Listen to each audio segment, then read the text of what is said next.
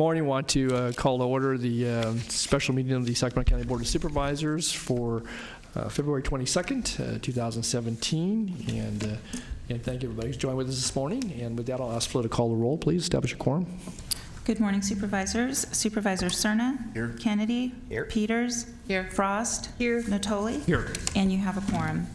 This meeting of the Sacramento County Board of Supervisors is cablecast live on the Metro Cable 14, the Local Government Affairs channel on the Comcast, Consolidated Communications, and AT&T Uverse cable systems. The meeting is closed captioned and is webcast at www.sacmetrocable.tv. Today's meeting will be repeated Monday, February 27th at 8 p.m. on Channel 14. A DVD copy is available for checkout from any local library branch. Members of the audience wishing to address the board may fill out a speaker slip and hand it to staff. When the chair calls your name, please come to the podium.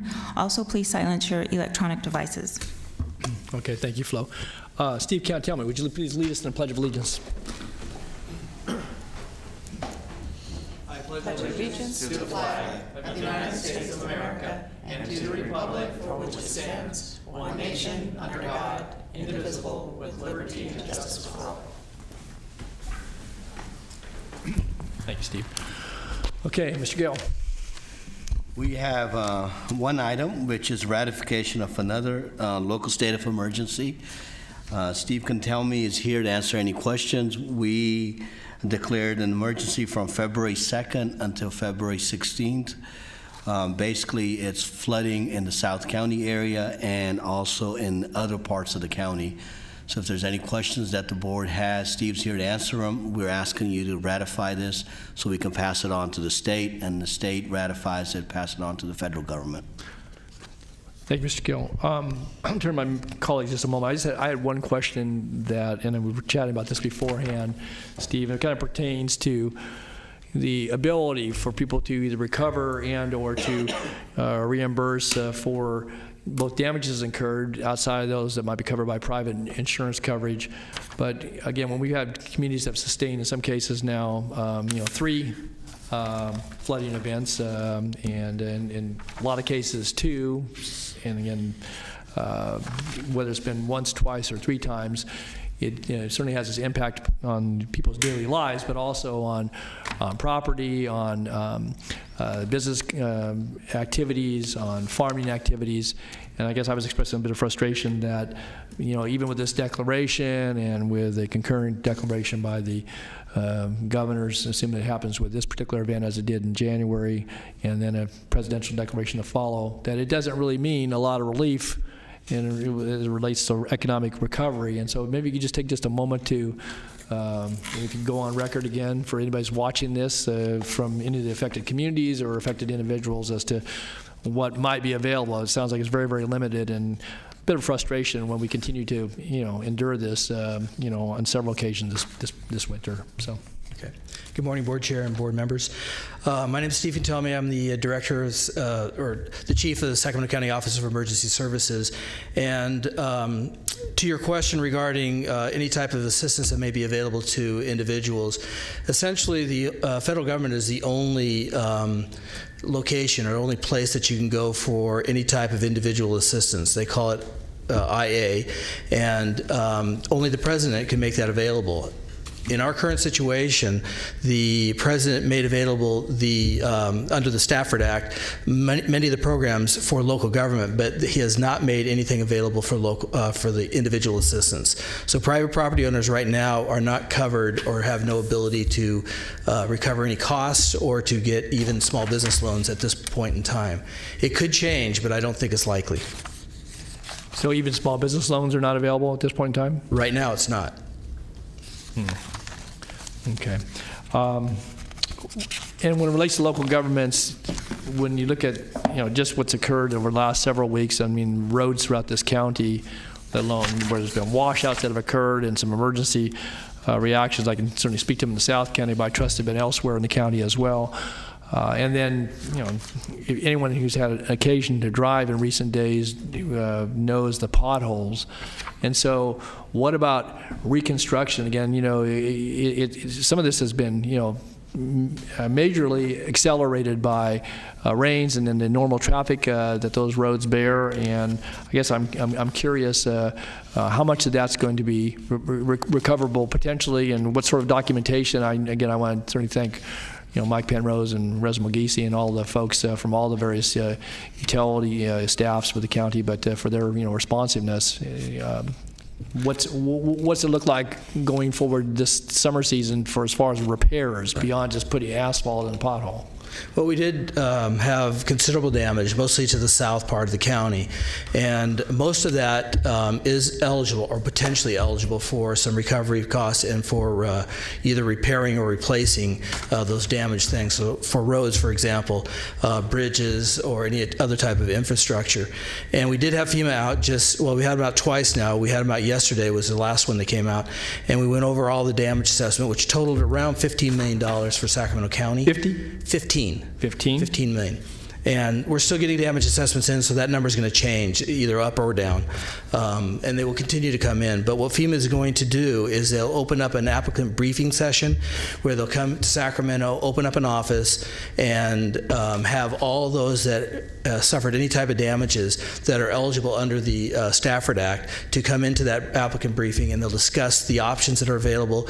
They'll be requesting all the documentation of the damage, whatever the repair costs were, and pictures is what they like to see.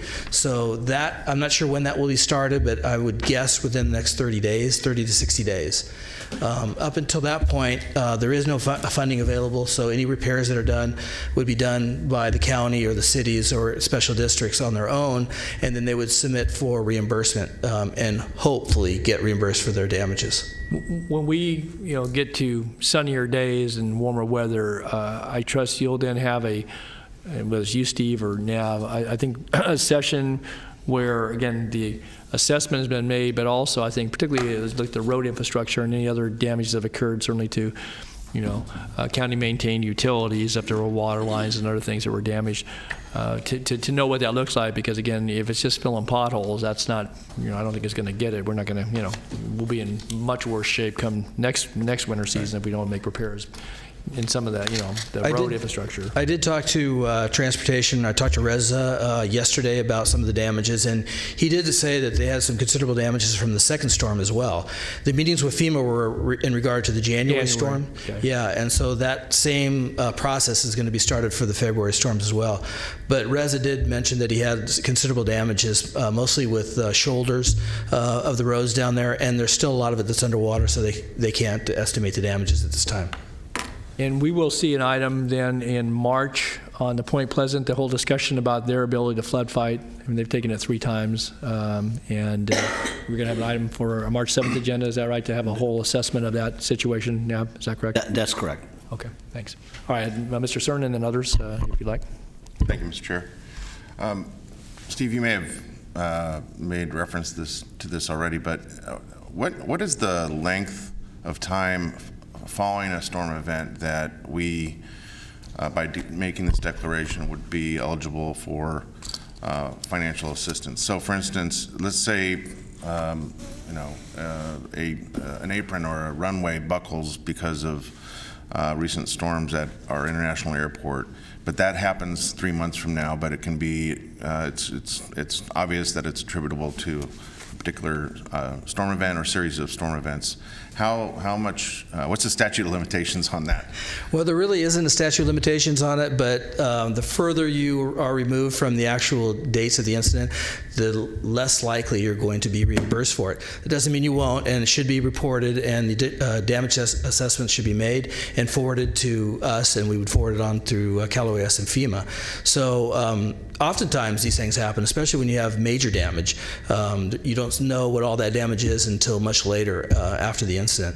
So my recommendation to anyone that has damage 2, 3, 4 months down the road and they can attribute it to the storms, they need to document it and get it to me as soon as they can. Okay, but that doesn't necessarily require another action like this at that time? No. Okay. It would be, if it's going to be eligible, it will be eligible under our proclamation. Okay. And we will continue to ask for a 30-day extension. The one in January we brought to you last board meeting. We'll continue doing with this until the point that Steve determines that we have gotten all the damage control damaged items. Okay, thank you. Okay. Other members of the board? Did he have a presentation? Oh, Steve, do you want to run through your presentation? I do have Slideshow? Yeah, we can do I do that have a if you like. PowerPoint if you want to see it. We want to see it, It's- yeah. Let's. It's primarily pictures of some of the damage. I also have a map that I'd like to start with. I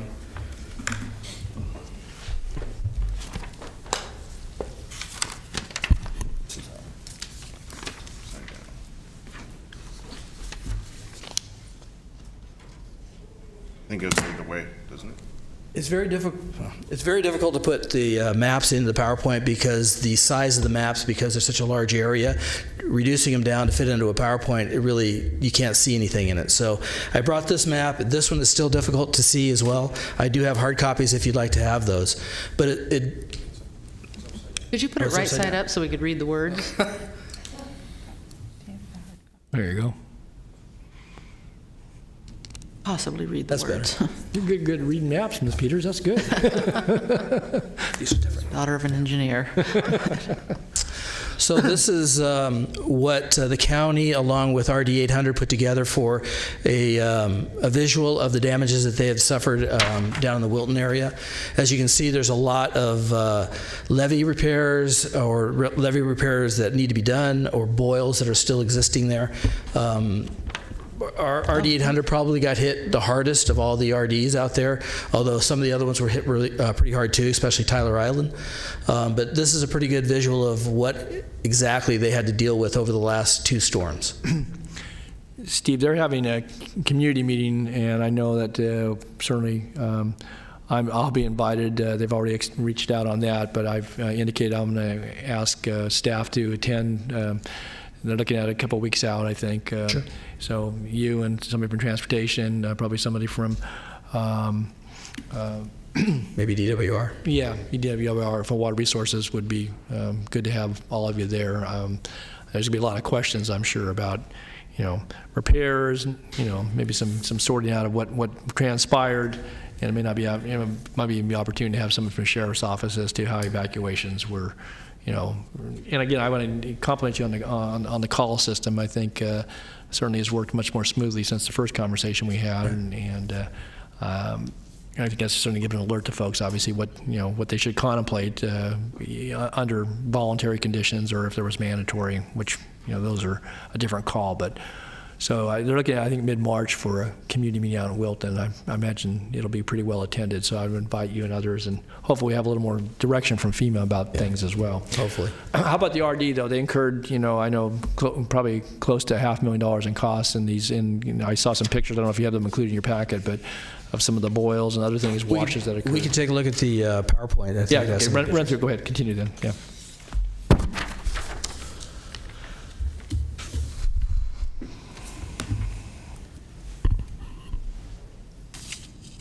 So some of the impacted areas, this is not a total list of the areas that were impacted, it's just a representative of them. But Rio Linda had the same areas that typically flood, the Curve Bridge near Elkhorn, Cherry Lane, 6th Street near north of Elkhorn, and then Ascot Road around 4th Street. There were other areas in Wilton, or excuse me, in Rio Linda that also had flooding, but these were the primary ones and the ones that typically flood every time we get a storm. In the Wilton area, it was much larger swath than what we see there, but we had Dillard Road near Peach, Green Road and Wilton and Dillard at 99 north of Riley, Peach Lane north of Dillard, and boils along the levee. As you saw on that map, there was about 6 or 7 of them, I believe, in the Wilton area. And then Point Pleasant, pretty much the entire community of Point Pleasant was affected. And we had flooding at Hood Franklin Road, west of I-5, Lambert Road, west of Franklin, Twin Cities between Bruceville and Christensen, New Hope Road, west of Cost and Franklin Field. And then we had, as you know, the partial evacuation of the RCCC. If you're familiar with that area, the water can come from many different directions, and so it's very difficult to really guess whether or not the flooding is going to reach the RCCC, or how far it will go north, or what extent it will go even east and west. In this case, the February storm got closer to RCCC than the January storm did, but yet the water flow at Benson Ferry, which affects that in that area, didn't go as high. So it's really hard to gauge whether or not the RCCC is going to be affected by it, but we know that it's going to be somewhere around 20 feet is kind of our rule of thumb at the gauge at Benson Ferry. As you can see, here's the Wilton map. It's an earth shot. It's very difficult to see from there. You know what I tried to get it as high resolution as I could, but you have to take the pixels down, and so you really can't see a whole lot. Same with the Point Pleasant. I really can't even identify it from here where the areas are. I can see Twin Cities is at the bottom. You see the road that has a kind of a jaunt in it going from right to left. That's Twin Cities, and that's kind of the southern end of the county that was affected. And then north of that, where you see the kind of the yellow line going straight up, I believe that's I-5, I think. It might be 99, I can't tell. And here's some of the pictures. Cosumnes between Dillard Road and Highway 99. These look pretty much like the January storms. The Cosumnes River, this is just an aerial shot from the helicopters. Here's Dillard east of Highway 99. And here's some overtopping on Green Road in Wilton. Green Road is another road that frequently floods and probably gets some of the highest heights of the flooding comes through Green Road. It's kind of a low point there. Franklin and Lambert Road. So we're getting close to the RCCC. Here's a picture of Tyler Island. On the right side, on the right levee side of that, about midway down, is where that levee repair took place. It was a significant damage to that levee. The RD there did a great job in doing a flood fight and saving that. If you go to the very tip on the top of it, that is where they typically get water coming in from the tracks above it, like the McCormick-Williamson track. That's where they were expecting to have water come through, but the levee held, and so they didn't have that issue. Here's a picture of the damage on Tyler Island's levee. It was basically slipping away towards the dry side. And this is a picture of the construction work they were doing there. They brought in rock and put a big ring around that and built it up to put pressure on that side of the levee to strengthen it. Looks like you had a big audience there. There was a lot, the media was out there for almost the entire time. And Matt Robinson from DWR stood out there for hours and hours and hours dealing with the media. So he did a great job. And this is just a picture of the American River where the Sunrise Bridge, pedestrian bridge, is supposed to be. It's underwater there, so you can't. Have you seen any damage? The river hasn't been probably low enough to see if there's any damage not to yet, the bridge. Yeah. Can't tell. And then these are just some of the reasons of the justification for proclamations. We exceeded our resource capability within the county, and that could be either personnel or rock or any type of resource that we might need, including financial resources. And it also, you could also proclaim when it exceeds the resource capabilities of your cities or special districts. So you would, if the county didn't incur as much damage, like for example, we didn't incur as much as some of the reclamation districts had, but we can do that in support of them to help them potentially get funding from the state through CDAA or through the federal government through the Stafford Act. And then there's, sorry? I didn't see any pictures or you didn't make any comments about Arcade Creek. And is that part of your purview? It is. It's part of the things we monitor. Okay. So one of the areas that always floods in situations like this is Winding Way near American River College there Right. at the back. And I couldn't get through the other day, so I couldn't really tell what was going on. So I haven't been back. Have you been back since the water went down to see? No, we have not. We were there when it rose. We went to take a look at it, but I haven't been back since it's gone down. I've been told it has gone down and it's passable now. Yeah, it seems to. So the road damage there's got to be probably extensive. Is that something that could be funded? Yeah, that's included this? in our damage estimates. It is. Okay. Yes. The entire county, including that, and if you're probably familiar with the mobile home area that's over off of Auburn Boulevard, Yeah. That always floods, and that's also eligible as well. Okay, so are those specific things called out, or is it, I mean, how does that work on these, smaller geographical areas? And on your emergency proclamation, just, does it say winding way at Walnut Avenue? It doesn't need to be that Or specific. does it say roads in general? Our proclamation is for any damage that may have occurred in Sacramento County. Oh, So- that's the word you use, any damage? Right. Okay. Well, then how do you do you put in for an amount of money? What we do is we send teams out there to do estimates on the damage. They assess it, they write it up, they forward it to us, and then we Okay. put it on a spreadsheet and forward it all to Cal OES and FEMA. So most of the work starts after the event on that side. So that's what his teams are out, water resources, transportation, other folks that assist him. So they'll feed all the information in Steve's office, they'll look at it, and then pass it on to the state. Okay. It's all categorized on the spreadsheet so that you can go to each individual location, and it'll have a slight or a short description of the damage and then the cost for repairs. So when it comes to roads, does the water have to have overtopped the road, or is it No, not necessarily. the pothole situation in general? Potholes are things that FEMA doesn't like to fund because they feel. Oh, what a surprise. Yeah, well, they feel it's road maintenance, normal road maintenance. But that doesn't mean it's not eligible. And so all the potholes have been categorized and forwarded to FEMA. Okay, thank you.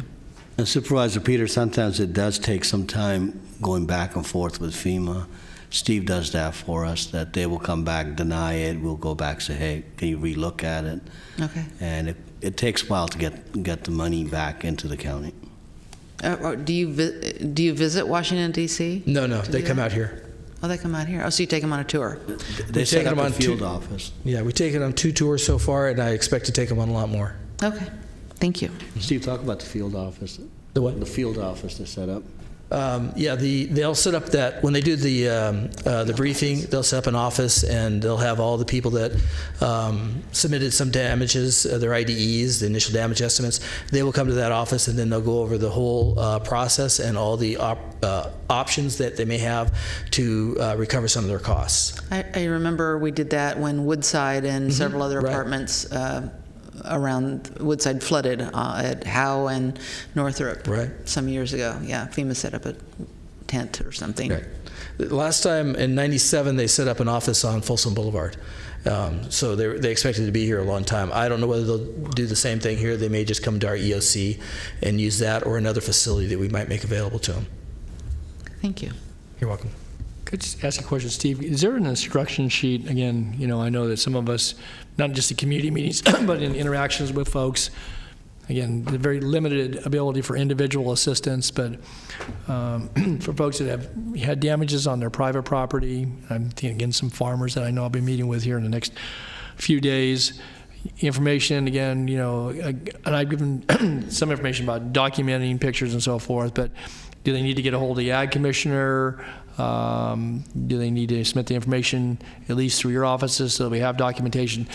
A brief information sheet that would be available that we could, give out, and or if it's on our website as well, I think that would be helpful so we know, because again, this isn't just all governmental. Maybe there's a chance that they'll say that, small business assistance loans and or some, other opportunities for people to seek some reimbursement for costs that they either incur and or damages. I think it'd be helpful to have that. And so whether you're talking with a homeowner, a property owner, business owner, whatever, to have that. And Yeah, I'll see if I can find some more information on that. I have looked before, and they do have some very small little snippets of information. There's not a whole lot. Well, let's put something together that's understandable. Okay. Let me say, again, I would just say to Nav, and not just, task you with, was put something that's understandable that for county residents, whether you live in cities or in county, if this is what's happened on your place or your place of business or your farm or, to levees in your area or fences, whatever, here's how you can document that, and what, we don't give a promise of, some false promise of something going to be coming down the pike. But otherwise, you give them to some FEMA website back in Washington DC, and good luck navigating that. You know, you Right. give up before you get through it. So, so let's see if we can put We'll do something that. together that's understandable, please. Sure. And maybe the phone number, if it's yours or ours, you know, the local office or the ag commissioner or water resources or whoever. So, DOT. Okay. From what I remember about Woodside some years ago, it is, I just have to say, don't get your hopes up. What they wanted to do was to raise everything 20 feet. And the homeowner association had to pay for part of that, and they weren't interested in doing that. And the people didn't want to be out of their places that long, so. No, you're right. They were looking to put like a retaining wall all the way around Yeah. Woodside. Yeah. And it would have to And be pretty raise high. certain units, yeah. Right. So Okay. sometimes they're extremely practical, but not, Yeah. it's Okay. not always doable. Any questions? Any other questions then? Okay, thanks, Steve. Thank you very much. Thanks to everybody who staffed the EOC as well. People get called in for some long duty on that. I'd move the staff recommendation. All right. Moved and seconded to approve the staff recommendation and the resolutions outlined. If nothing further, I know one's time to speak. Please vote. And Steve, thank you and your crews for all their hard work. Thank you. Yeah, late hours. Unanimous vote. And we did have one off-agenda item. Do. Hang on one sec. Flo, can you read it? We do, I'm sorry, I had to do some technical stuff here. Okay, for your off-agenda matter, I do need a motion to determine the necessity to hear it, and then I'll need a separate motion to adopt the resolution. It's a resolution commending Joyce Link, 2016-17 President, International Association of Rebecca Assemblies. Okay. I would move the necessity to hear. Okay, move second, please vote. Unanimous vote. And I would move the resolution. We got late notice on this. She's a local resident, but she was the international president of the Rebecca Assemblies, and there's a presentation this Saturday, so we'll get that circulated to board members. I'd move the item. Second. Please vote. Unanimous vote. Okay, board member comments, County Exec? No, sir. Board member comments? If not, again, thanks for bringing us in the special section. Thank you, Flo, and we will adjourn.